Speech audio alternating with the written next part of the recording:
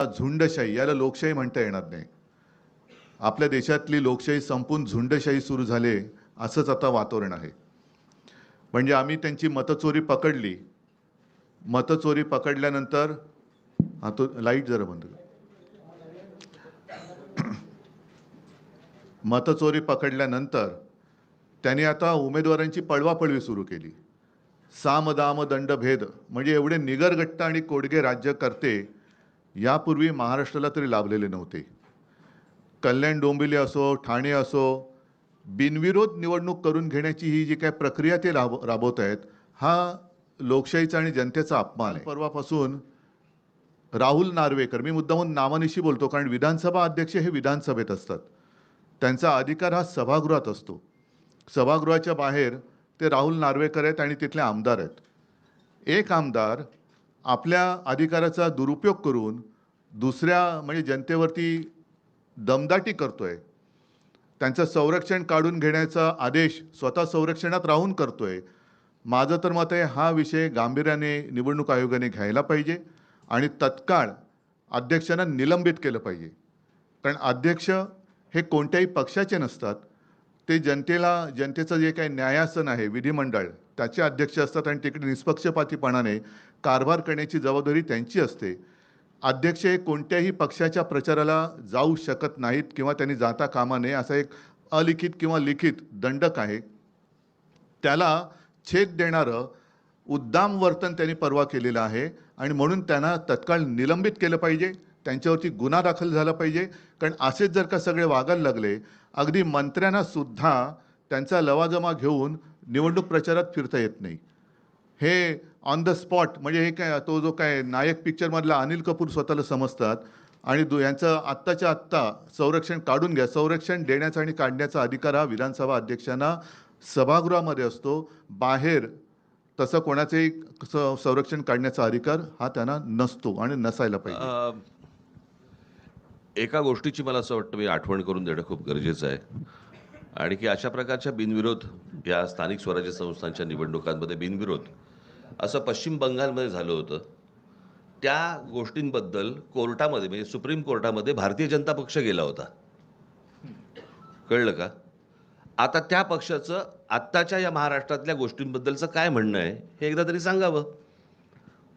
म्हणजे पश्चिम बंगालमध्ये तुम्हाला चालत नाहीत आणि महाराष्ट्रामध्ये तुम्ही करतात. मला या सगळ्या गोष्टींमध्ये फक्त एकच सांगायचं आहे आपल्याला सगळ्यांना, आणि त्याही राजकीय पक्षांना पण मला हेच सांगायचं आहे की सत्ता ह्या सत्तेचा अमरपट्टा घेऊन कोणीच आलेलं नाही आहे. आज तुम्ही ज्यावेळेला सत्तेमध्ये आलात त्यावेळेला काँग्रेसने हे केलं, काँग्रेसने हे केलं, काँग्रेसने असं केलं म्हणून आम्ही असं करतोय असं ज्यावेळेला तुम्ही सांगता, उद्या जेव्हा तुम्ही जाल आणि तुम्ही जे पायंडे पाडून ठेवलेले आहेत त्याच्या दामदुपटीने ज्यावेळेला पुढे सुरू होईल त्यावेळेला कोणाकडे तक्रार करू नका. मित्रांनो नमस्कार. मित्रांनो, तुम्हाला आठवतं का 2014 पूर्वी असं विचारलं जायचं की कुठे नेऊन ठेवलाय महाराष्ट्र माझा, आणि 10 वर्षामध्ये ज्या त्यावेळेस जे काही सरकार होतं त्या सरकारने महाराष्ट्राचं पूर्ण वाटोळं केलं आहे आणि भ्रष्टाचारामध्ये संपूर्ण महाराष्ट्र बुडालेला आहे. आणि जे औद्योगिक जे एक नंबरचं राज्य देशामध्ये आहे ते रसातळाला चाललेलं आहे आणि मोठ्या प्रमाणावर भ्रष्टाचार होत आहे आणि मोठ्या प्रमाणावर जे काही लोकांचे हक्क अधिकार आणि जो काही विकास ज्याला म्हटलं जातं तो विकास या ठिकाणी होत नाहीये. आणि म्हणून विरोधकांनी एक प्रकारचा हल्ला बोल त्यावेळेस सरकारविरुद्ध केलेला होता. परंतु आता जे त्यावेळेसचे जे विरोधक होते ते आता सत्तेमध्ये बसलेले आहेत आणि त्यावेळेसचे जे सत्ताधारी होते ते आता विरोधामध्ये बसलेले आहेत. आणि आता पुन्हा एक वार उलट्या पद्धतीने त्या ठिकाणी आता प्रश्न विचारला जात आहे. म्हणजे कुठे नेऊन ठेवलाय महाराष्ट्र माझा हे तर आहेच, पण त्याच्याच जोडीला आता दुसरी एक गोष्ट त्या ठिकाणी जोडलेली आहे आणि ती आहे की आपल्या महाराष्ट्राचा UP आणि बिहार होतोय का, हा प्रश्न या ठिकाणी निर्माण झालेला आहे. कारण UP आणि बिहार ही जी 2 राज्य आहेत त्याच्यामध्ये ज्या प्रकारे निवडणुका घेतल्या गेल्या किंवा 90 आणि 2000च्या काळामध्ये ज्या प्रकारच्या निवडणुका उत्तर प्रदेश आणि बिहारमध्ये झाल्या त्याची आज 25 वर्षानंतर सुद्धा त्या ज्या निवडणुका झाल्या, कशा प्रकारे तिथं बूथ कॅप्चरिंग व्हायचं, कशा प्रकारे तिथं किडनॅपिंग व्हायचं, कशा प्रकारे मतदारांना पळवलं जायचं, कशा प्रकारे उमेदवार किडनॅप केले जायचे, कशा प्रकारचं ब्लॅकमेलिंग त्या ठिकाणी चालायचं आणि कशा प्रकारे पैशाचा महापूर त्या ठिकाणी वापरला जायचा आणि जे काही सरकारी जे मशिनरी आहे त्याचा गैरवापर कशा प्रकारे केला जायचा आणि ज्या काही निवडणुका आहेत त्या एक प्रकारे लुटल्या जायच्या अशा प्रकारचं वातावरण त्या ठिकाणी होतं, असा प्रचार केला गेला आणि त्या प्रचारावर अनेक वेळा निवडणुका सुद्धा लढवल्या गेल्या आणि ज्याला जंगलराज असं म्हटलं जातं, ते जंगलराज आज महाराष्ट्रामध्ये सुद्धा आलेलं आहे का काय, अशा प्रकारची परिस्थिती आज महाराष्ट्रामध्ये सुद्धा निर्माण झालेली आहे. कारण तुम्ही जर बघितलं असेल ते 2024ची जी विधानसभेची निवडणूक झाली आणि ज्या प्रकारचा विजय हे सत्ताधारी पक्षाला मिळाला, त्यानंतर त्यांनी एकच लावून धरलेलं आहे की प्रत्येक जी निवडणूक होईल ती आम्ही जिंकणार आणि प्रत्येक ठिकाणी त्यांचं म्हणणं आहे की फक्त विरोधक हे फक्त नावाला ठेवायचे, म्हणजे लोकांना असं नाही वाटलं पाहिजे की सर्वच तुम्हाला कसं मिळाले. म्हणजे त्यांना ते ज्या पार्टीला 30-40 वर्ष कुठल्याही प्रकारचा जनाधार नसताना किंवा ज्या प्रकारचे सीट त्यांना आजपर्यंत मिळाले ते बघितल्यानंतर आणि मागच्या 2-4 वर्षामध्ये किंवा 5-10 वर्षामध्ये ज्या प्रकारचा त्यांचा जो काही विजय रथ आहे तो सुटलेला बघितला की त्याच्यामध्ये जे काही आरोप होत आहेत वोट चोरीचे, मतदार याद्यांमध्ये घोळचे किंवा CCTV न देण्याचे किंवा निवडणूक आयोगाला हाताशी धरून हे सर्व निवडणुका बाळकावण्याचे, हे प्रकार तर त्या ठिकाणी आहेतच. पण त्याच्या जोडीला आता महाराष्ट्रामध्ये तुम्ही जर बघितलं असेल तर विधानसभेची निवडणूक झाल्यानंतर एक नवीन प्रकार आपल्याकडे सुरू झालेला आहे आणि हा जो नवीन प्रकार आहे तो हा आहे की आम्ही तर निवडणूक आमच्याकडे पूर्ण यंत्रणा तर आहेच, परंतु जर त्यामधून काही चुकून माकून राहिलं तर मात्र आम्हाला एक बॅकअप प्लॅन पाहिजे आणि तो बॅकअप प्लॅन आता त्यांनी सुरू केला आहे आणि त्याला म्हटलेलं आहे की बिनविरोध निवडणुका जिंकणं. आणि या बिनविरोध निवडणुका त्या जर आपण बघितल्या असेल तर तुम्हाला नगर परिषदा, नगरपालिका यांच्यामध्ये ह्या बिनविरोध निवडणुका होताना दिसल्या आणि 100-150पेक्षा जास्त त्यांचे जे काही नगरसेवक आहेत आणि नगराध्यक्ष आहेत ते त्या प्रकारे निवडून आले. आणि तुम्ही जर बघितलं असेल एकूण टोटल जी झाली त्याच्यामध्ये 2/3 मेजॉरिटी ही जी काही महायुती आहे त्यांना मिळालेली आहे आणि जे काही विरोधक आहेत किंवा महाविकास आघाडीचे जे लोक आहेत ते जरी एकत्र लढले नसले तरी परंतु महायुतीसुद्धा एकत्र न लढता सुद्धा त्यांना 2/3 मेजॉरिटी कशी मिळते ह्या प्रश्नाचं उत्तर आजपर्यंत लोकांना मिळालं नाही. ज्याप्रमाणे ही जे निवडणुका जे 2024चे विधानसभेचे जे निवडणुकीला कसे निकाल लागले त्याचं सुद्धा उत्तर आजपर्यंत लोकांना मिळालेलं नाही आहे आणि सुप्रीम कोर्टामध्ये आणि हायकोर्टामध्ये केसेस चालू आहेत, परंतु त्या कधी निकालात लागतील याचा काही गॅरंटी नाही आणि त्याचा काही हिशोब नाही. परंतु या ठिकाणी आता ज्या प्रकारचा हे जे काही बघितलं असेल तुम्ही मागच्या 8-10 दिवसामध्ये संपूर्ण महाराष्ट्रामध्ये जे काही निष्ठावान आहेत त्यांचा एक आगडोंब उसरलेला आपण बघितला. त्यांनी एक प्रकारे तीव्र भावना त्यांच्या आपण बघितल्या आणि कशा प्रकारे त्यांचा आक्रोश कशा प्रकारे त्यांनी गाऱ्हाणं मांडलेला आहे आणि कशा प्रकारे ते म्हणत आहेत की आम्ही 20-30 वर्ष या ठिकाणी काम करतोय, परंतु जे आयराम गायराम आहेत जे वेगवेगळ्या पक्षामधून आमच्या या ठिकाणी पक्षात आलेले आहेत त्यांना मात्र तिकीटं दिली जात आहेत, त्यांना उमेदवारी दिली जाते आणि त्याही पुढे जाऊन आता ज्यांना आणलेलं आहे त्यांना तर निवडून आणायचंच आहे, परंतु त्यांचे जे लोक आहेत त्यांना मात्र ते बिनविरोध कसं निवडून येता येईल याचा प्रयत्न करत आहेत. आणि त्यावरच आज उद्धव ठाकरे जे शिवसेनेचे अध्यक्ष आहेत त्यांनी आज या ठिकाणी हा प्रश्न उभा केलेला आहे आणि एक निवडणूक आयोगाकडे मागणी केलेली आहे की ज्याप्रमाणे या ठिकाणी नगरपरिषदा, नगरपालिकामध्ये ज्याप्रमाणे बिनविरोध निवडणुका झाल्या त्यानंतर त्या ठिकाणी फेरनिवडणुका घेण्यात आल्या, त्याच प्रकारे आता हे जे काही 70-80 जे काही महानगरपालिकेमध्ये नगरसेवक बिनविरोध निवडून आलेले आहेत त्याचीसुद्धा चौकशी झाली पाहिजे आणि त्या ठिकाणी फेरनिवडणुका झाल्या पाहिजे. ही जी मागणी आहे ही अत्यंत योग्य आहे आणि त्या ठिकाणी आज जे काही शिवसेना भवनामध्ये त्यांनी जो आज वचननामा जाहीर केला शिवसेना आणि मनसेच्या युतीचा, त्याच्यामध्ये त्यांनी ही मागणी केली की जे काय ज्या त्या ठिकाणी हे जे बिनविरोध लोक नगरसेवक निवडून आलेले आहेत त्या ठिकाणी पुन्हा एक वार फेरनिवडणूक झाली पाहिजे, ही पहिली मागणी त्यांनी केली. आणि दुसरी मागणी त्यांनी या ठिकाणी अशी केली की जे काही विधानसभेचे अध्यक्ष आहेत ते त्या ठिकाणी ज्याप्रमाणे त्यांच्या घरातले आपण जर बघितलं असेल मागच्या काळामध्ये 2 आरोप त्यांच्यावर आहेत. एक म्हणजे त्यांच्या घरातल्यांना त्यांनी भावाला, वहिनीला, बहिणीला उमेदवारी मिळवून दिल्याचा त्यांच्यावर आरोप आहे. म्हणजे एक प्रकारे त्यांनी पहिल्यांदा आपल्याच घरातल्या लोकांना पदाचा गैरवापर केल्याचा त्यांच्यावर आरोप आहे. आणि दुसरा जो त्यांनी आता केलेला आहे ते म्हणजे त्यांनी एक ज्याप्रमाणे उद्धव ठाकरे म्हणाले की त्या ठिकाणी त्यांनी जगात स्वतःला जसं काही मी नायक पिक्चरमधला अनिल कपूर आहे अशा थाटामध्ये त्यांनी जागेवर फोन केला आणि सांगितलं की ह्या माणसाची जी काही सिक्युरिटी आहे ती काढून टाका आणि मी विधानसभेचा अध्यक्ष म्हणून तुम्हाला सांगतोय. म्हणजे या प्रकारचं जे काही ते त्यांचं वागणं आहे त्याच्यावर सुद्धा त्यांनी आक्षेप घेतलेला आहे. आणि उद्धव ठाकरे यांचं म्हणणं आहे की ज्याप्रमाणे हे जे विधानसभेचे अध्यक्ष आहेत त्यांची वर्तणूक आहे किंवा पदाचा गैरवापर ते करत आहेत आणि ज्या प्रकारची भाषा ते वापरत आहेत आणि ज्या प्रकारचे आदेश ते सभागृहाच्या बाहेर असताना देत आहेत, त्याच्यामुळं त्यांचं निलंबन झालं पाहिजे आणि त्यांच्यावर तत्काळ निवडणूक आयोगाने कारवाई केली पाहिजे. आता हे दोन्ही ज्या मागण्या आहेत ह्या निवडणूक आयोगाकडे आहेत. म्हणजे थोडक्यामध्ये दोन्ही ज्या उद्धव ठाकरे साहेबांनी ज्या मागण्या केलेल्या आहेत त्या दोन्ही मागण्या त्यांच्या हे आहेत की निवडणूक आयोगाने कारवाई केली पाहिजे. परंतु निवडणूक आयोगाचा जो कारभार आपण जर बघितला असेल किंवा निवडणुका जाहीर करण्यापासून तर निवडणुका घेण्यापर्यंत जो प्रोग्राम त्यांनी बनवला आहे तो कशा प्रकारचा आहे हे जर तुम्ही बघितलं किंवा ज्या तारखा त्यांनी जाहीर केल्या आहेत हे जर तुम्ही काल मुख्यमंत्र्यांचं भाषण जर ऐकलं तर तुम्हाला समजेल की तारखासुद्धा कशा प्रकारे त्यांनी जाहीर केल्या आहेत. त्या तारखांमध्ये आज कोणती जयंती आहे, मग 16 तारखेला कोणाची जयंती आहे, मग 16 जानेवारीला कोणाचा राज्याभिषेक झाला होता, मग आज काय आहे, म्हणजे आम्ही शुभारंभ कोणत्या दिवशी करतोय, आमची पहिली सभा कोणत्या दिवशी होते. म्हणजे अस्मिता आणि जे काही बहुजन नायक आहेत त्यांच्याशी जोडून एक प्रकारे हा प्रचाराला सुरुवात झालेली आहे. आणि ह्या ज्या तारखा त्यांना निवडणूक आयोगाने दिलेल्या आहेत ह्याच्यावर सुद्धा आता लोकांनी प्रश्न विचारला पाहिजे की ते जे प्रचार करत आहेत आणि ते जे सांगत आहेत ह्या ज्या निवडणूक आयोगाने ह्या ज्या तारखा दिलेल्या आहेत किंवा ज्या तारखांचं आता तारखांवर सुद्धा राजकारण केलं जात आहे. तुम्ही बघितलं असेल मागच्या काळामध्ये की आपल्या देशामध्ये 10-11 वर्षामध्ये जयंती कोणाची असली की कुठंतरी उद्घाटन होतं आणि नाव कुठंतरी बदललं जातं. शहरांची नावं बदलायची, राज्यांची नावं बदलायची, पार्कची नावं बदलायची, हे सर्व चालू आहे.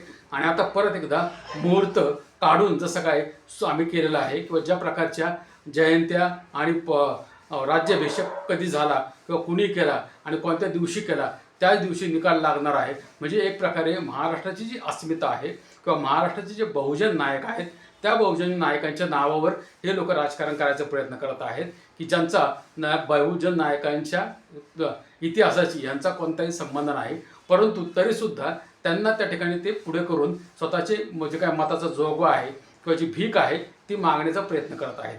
परंतु या ठिकाणी ही जी मागणी आहे त्या दोन्ही मागण्या निवडणूक आयोग नक्की पूर्ण करणार का नाही हे याच्यावर शंका आहे. आणि जे उद्धव ठाकरे आहेत त्यांनी स्वतः सांगितलेलं आहे की आम्ही जरी मागणी करत असलो तरी परंतु हे निवडणूक आयोग ह्याच्यावर किती कारवाई करेल हे काही सांगता येत नाही. परंतु जनतेने आता हे समजावून घेतलं पाहिजे की या दोन्ही ज्या मागण्या त्यांनी केलेल्या आहेत ह्या अत्यंत योग्य आहेत. कारण अशा प्रकारे जर राज्यामध्ये किंवा शहरांमध्ये निवडणुका व्हायला लागल्या तर जे काही पहिले जे जेनजी आहेत आपल्याकडचे जे युवक आहेत आणि जे मतदार आहेत त्यांचा हा अपमान आहे. कारण त्यांना जो मतदानाचा अधिकार आहे त्याच्यापासून त्यांना हिरावून घेतलं जात आहे. आणि त्या ठिकाणी एक प्रकारे जे बुलडोझर राज जे UP-मध्ये चालते त्या प्रकारे जसं काय एक प्रकारे बुलडोज करून हे काही जे मतदार आहेत ते आपल्या उरावर बसवायचा एक प्रकारे हा प्रयत्न आहे. आणि आमचे घरातले नातेवाईक, आमचे मित्रमंडळी, आमचे घरातले लोक हे निवडून आले पाहिजेत, ते नगरसेवक झाले पाहिजेत. त्यांना कुठल्याही निवडणुकीमध्ये त्यांना प्रतिस्पर्धा असता कामा नये यासाठी साम दाम दंड भेद हा वापरला जात आहे. आणि त्या ठिकाणी ज्याप्रमाणे UP बिहारमधली परिस्थिती होती त्याच प्रकारची परिस्थिती महाराष्ट्रामध्ये होताना आपल्याला बघायला मिळत आहे. आणि म्हणून ह्या ज्या दोन गोष्टी या ठिकाणी झाल्या त्याच्यावर जे मनसेचे अध्यक्ष राज ठाकरे आहेत त्यांनी मात्र त्या ठिकाणी एक इशारा दिला. त्यांनी थेट सांगितलं की जे काही या ठिकाणी महाराष्ट्रामध्ये सध्या चालू आहे त्याच्यामुळं पुढे जाऊन, कारण ते जे सांगतायत आज जे सत्तेमध्ये असलेला पक्ष आहे तो जे विरोधी पक्ष आहे किंवा आपण जर थेट जर बोललं तर BJP आणि काँग्रेस हे जे राष्ट्रीय पक्ष आहेत त्यांचे जर तुम्ही कामाची पद्धत बघितली तर आपल्याला बघायला मिळेल की 10-11 वर्षामध्ये नेहरूंनी असं केलं, काँग्रेसने असं केलं आणि म्हणून आम्ही असं करतोय अशा प्रकारची एक त्यांची कामाची पद्धत राहिलेली आहे. आणि त्याच प्रकारे आता जे काही कारभार सुरू आहे राज्यामध्ये देशामध्ये त्याच्यावरून एक वेगळ्या प्रकारचा पायंडा पाडला जात आहे. आणि जर अशाच प्रकारे तुम्ही जर वागणार असाल आणि अशाच प्रकारे बुलडोझर राज करून किंवा एक प्रकारे निवडणुका लुटून मग त्या मग EVMच्या मार्फत असतील, वोटर लिस्ट असेल, सेंट्रलाइज पद्धतीने ज्याप्रमाणे राहुल गांधी म्हणाले की मतदार याद्यांमध्ये घोळ करून असेल किंवा आता जे शेवटच्या क्षणाला एक तर निष्ठावंतांना तुम्ही बाजूला केलं आहे आणि जे बाहेरचे घेतलेत आणि जे आपल्या घरचे लोक आहेत त्यांना निवडून आणण्यासाठी बिनविरोध निवडणूक प्रक्रिया करायचा प्रयत्न चाललेला आहे. हे सर्व जे प्रकार आहेत त्याच्यामुळे लोकशाही आणि लोकांचा जो अधिकार आहे मताचा त्याच्यावर मात्र गदा येत आहे. आणि हे सामान्य लोकांनी आता समजावून घेतलं पाहिजे. म्हणून राज ठाकरे म्हणाले की कुणी या ठिकाणी सत्तेचा अमरपट्टा घेऊन आलेला नाही आणि त्यामुळं ज्या दिवशी सत्ता बदलल त्या दिवशी परत जर ह्याच्यापेक्षा वाईट परिस्थिती जर जे सत्तेत बसतील त्यांनी केली तर मग मात्र गाळा काढू नका, कोणाकडे जाऊन कारण तुम्ही मागू नका. कारण त्यांनी त्या ठिकाणी एक उदाहरण पण सांगितलं, राज ठाकरे यांनी एक उदाहरण पण सांगितलं की हे जे बिनविरोध निवडणुका ज्या प्रकारच्या होत आहेत त्या बंगालमध्ये ज्यावेळेस झाल्या त्यावेळेस हा जो BJP आहे ही सुप्रीम कोर्टामध्ये गेले की बिनविरोध निवडणुका होत आहेत आणि आमचा जो मतांचा अधिकार आहे किंवा जो लोकांचा जो मतांचा अधिकार आहे त्याच्यावर अशा प्रकारे गदा आणली जात आहे. मग आता हे महाराष्ट्रामध्ये ज्या बिनविरोध निवडणुका BJP वाले घेत आहेत त्याच्यावर जो मतांचा अधिकार होत आहे त्याच्यावर त्यांचं काय म्हणणं आहे असा थेट प्रश्न राज ठाकरे यांनी विचारलेला आहे. ह्या प्रश्नांची उत्तरं जनतेला मिळतील की नाही हे सांगता येत नाही, परंतु एक गोष्ट मात्र लोकांनी आता समजावून घेतली पाहिजे की लोकशाही आणि संविधान याचे नाव घेऊनच त्याचा हत्या करायचा प्रयत्न या ठिकाणी चालू झालेला आहे किंवा जे बहुजन नायक आहेत त्यांचा वापर केला जात आहे आणि मतांचा जोगवा त्यांच्या नावावर मागितला जात आहे.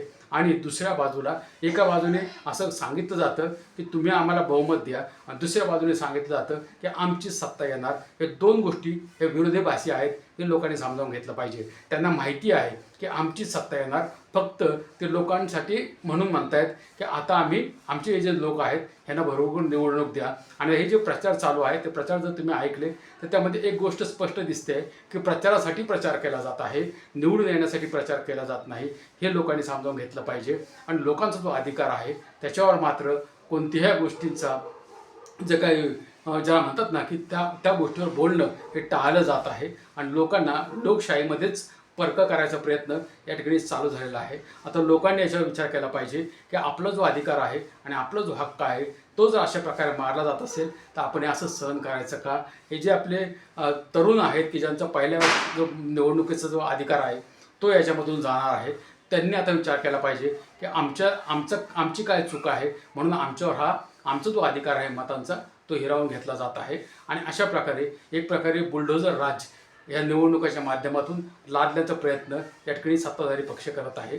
यावर आता लोकांनीच आवाज केला पाहिजे आणि लोकांनी प्रश्न विचारला पाहिजे की हे जे आहे हे आम्ही चालू देणार नाही. हे जोपर्यंत लोक बोलणार नाहीत तोपर्यंत याच्यामध्ये कोणतीही सुधारणा होणार नाही. आणि ज्याप्रमाणे या ठिकाणी उद्धव ठाकरे यांनी ज्या मागण्या केल्या त्या मागण्यांना निवडणूक आयोग काय उत्तर देतो हे तर याच्यावर लोकांनी लक्ष ठेवलं पाहिजे. आणि त्याचप्रमाणे राज ठाकरे यांनी जो इशारा दिलेला आहे तो सुद्धा गंभीर आहे की अशाच प्रकारची परिस्थिती ही पुढे मागे होऊ शकते आणि त्यामुळं लोकशाही आणि संविधान याला धोका मात्र निश्चित निर्माण झालेला आहे. आता लोकांनी यावर गंभीरपणाने विचार करण्याची गरज आज निर्माण झालेली आहे. कारण हा आपल्या मतांच्या अधिकारावर आणि आपल्या पैशांवर आणि आपल्या मतांवर ही लोकशाही उभी आहे. त्यामुळं आपला जो अधिकार आहे हा सर्वात मोठा आहे. कारण संविधानाने देशातली जनतेला मालक केलेला आहे. राजकीय पक्षांना कोणताही अधिकार हा संविधानामध्ये नाही. ते फक्त आपले एक प्रकारे ज्याला म्हणतात ना की प्रतिनिधित्व करण्यासाठी त्यांना निवडून दिलेलं आहे. आणि म्हणून त्यांच्यापेक्षा जास्त आपण आपले अधिकार हे संविधानाने आपल्याला दिलेले आहेत, त्याचा वापर आपण केला पाहिजे. आणि म्हणून तुम्हीसुद्धा ह्याच्यावर विचार करा, गांभीर्याने विचार करा आणि येणारं जे काही भविष्यामध्ये जे काही धोका आहे, संकट आहे ते तुम्ही ओळखा. तुम्हाला काय वाटतं तुम्ही सुद्धा व्हिडिओवर कमेंट करून सांगू शकता. भेटूया आपण दुसऱ्या व्हिडिओमध्ये दुसऱ्या विषयासह. तोपर्यंत धन्यवाद.